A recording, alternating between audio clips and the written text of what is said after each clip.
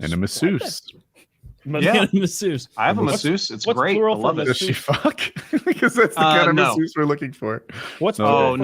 I actually, along with the physical therapist, have massage therapists that come and just massage me. I feel like I've already ascended to like the old man form where I just like take my clothes off and lay down. It's like, all right, oil me up.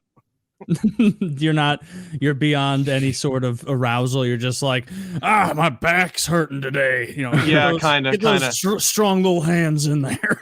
Yeah, and she'll like dig right in and be like, does this hurt? And like crush some muscle. Like, oh God, yes it does. Please don't stop. I need this. Oh, that sounds awful. It's a weird thing. Well, if it hurts enough now, I'll just finish all my pain for the day. No, it helps long run muscles healing and stuff, but does it really? You do feel good at the end. It's supposed to. Like I did a massage once ever, and it was a sports massage. And it was like when I was like, it was probably like 5 years ago. Like I was lifting a lot, and I was like, like people say to get sports massages, and it like wipes out your soreness, and you're good to go. And like, it's my fault for like going into it thinking there was going to be some magic wand of where they massage me, and the next day it's like, oh, I can't even tell I worked out my back yesterday. But like, I don't like laying still that long. I hate that. I don't like being still. I love it. I fucking love it. It's been a minute since I've done one, but maybe 3 years ago, I had like a lady come in and get a massage, and it was so good. I was like super burnt out. My legs were so sore, and it was excruciating to like have someone rub your quads out when they're just completely ruined. But maybe she didn't go hard enough because it wasn't like hurting. It was. I've never had a massage where too hard wasn't an option. Like they all have that knob. I've never met a masseuse who didn't have a knob that went all the way to Scary Town. If you cuffed me down and gave me a mean massage like that for a while, you could make me talk. I was in that strip club in Cincinnati, I think, or Kentucky maybe, and they had a masseuse there who was like wearing a cocktail dress, like she wasn't getting naked or anything, but she was like a real masseuse, and she was like, I don't know, I told her to do it hard, I guess, and she like crippled me. I was like, whoa, Jesus, fuck. So I'm gonna step back. Strip club with a masseuse. Yeah. So you can sit there in the chair and like throw dollars at the girl with another lady behind you massaging your back like you're at the poker table. That's beautiful. Yeah. So you can be getting a massage and have titties in your face. That's exactly what you do. Yeah. Therapeutic. We had I think I had like put that strip club's phone number on like my Twitter or something and told them to like blow it up and like ask if I was there. And so it gave them the impression that I was quite the star. They literally said something like, Kid Rock was in here one time and nothing like this happened. And I'm looking at my buddies like, just keep playing it like cool. Yeah, me and Kid Rock, two peas in a pod, but different pods because I'm too big for him. Yeah. That is We're kind of on the same level, That's But Kid Rock's going down. His album's Kid weird. Rock? Yes, sweet kid. He'll make it someday. As far as they know at the Busy Beaver in Louisville, Kentucky, peas in a pod, Kid Rock and And you got your free services. So but yeah, I'd never seen that before. They had like a real masseuse who was like not up for anything dirty. She was just going to rub your shoulders there for, I think it may be $10 for 30 minutes or something. Maybe Jesus, that's dirt cheap. That's nothing. I mean, I don't remember, if I'm being honest. It was 10 or 20 bucks. The thing was, we had piles of money in front of us, so it was like, how much of this do you want? I'm here to give this away. How much would you like? Can't do that at strip clubs. It's so expensive to just go and just throw money away. I mean, I'm talking about a pile of $1 bills. A few $100s. It's not like this was thousands of dollars that we were throwing away. This was okay. Well, you were in Kentucky. I'm going in like California, where they'll spit on you if you give a $1 bill, and not in a sexy way. Where do strippers not take ones? California, LA, downtown LA. Also in Mississippi, they take nickels and quarters. What do you give them? Do you get twos? That's the move.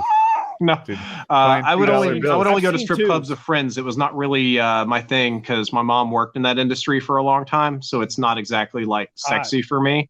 Really? My mistake though is I found the oldest, most heavy-set, desperate-looking, clearly single mom stripper, and I wasn't going to spend any money, but the person taking us out gave me like $500 of fun money just so that I wouldn't get kicked out of the club, and I gave the whole $500 to the older, less attractive woman because she clearly needed it. Nobody was giving her attention.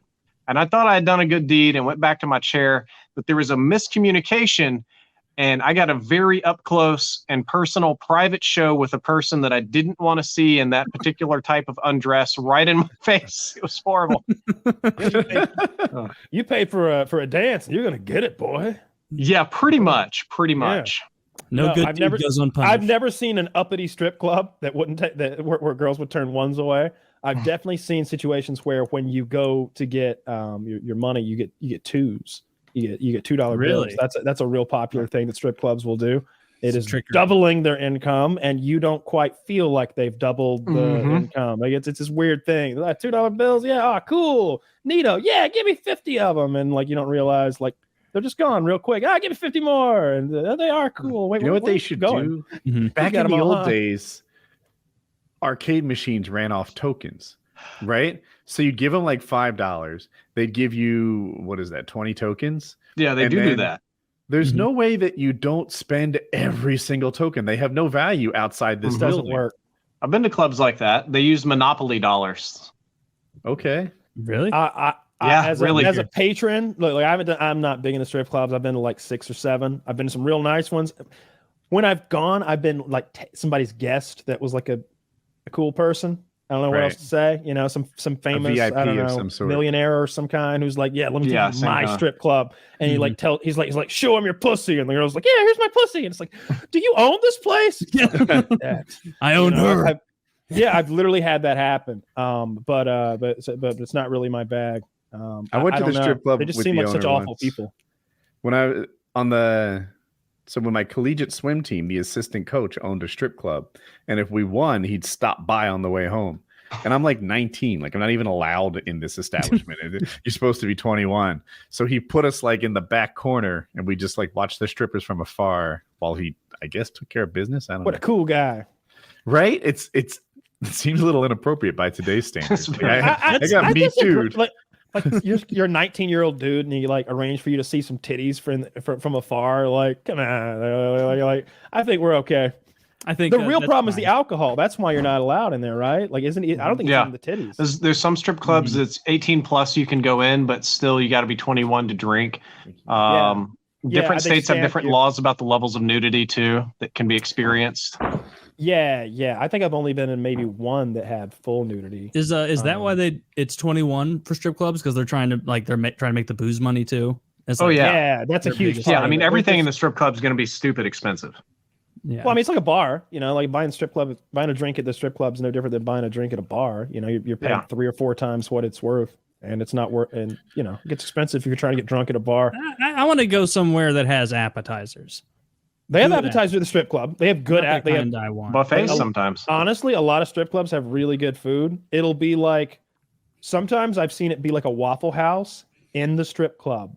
Not a literal Waffle House, but imagine that, you know, it's that big griddle situation. And there's a guy right there. So you can see that, all right, he's doing a good job there. Like nothing's gross about this at all. He's got fresh eggs and bacon, and he's like, yeah, give me a burger. Come on.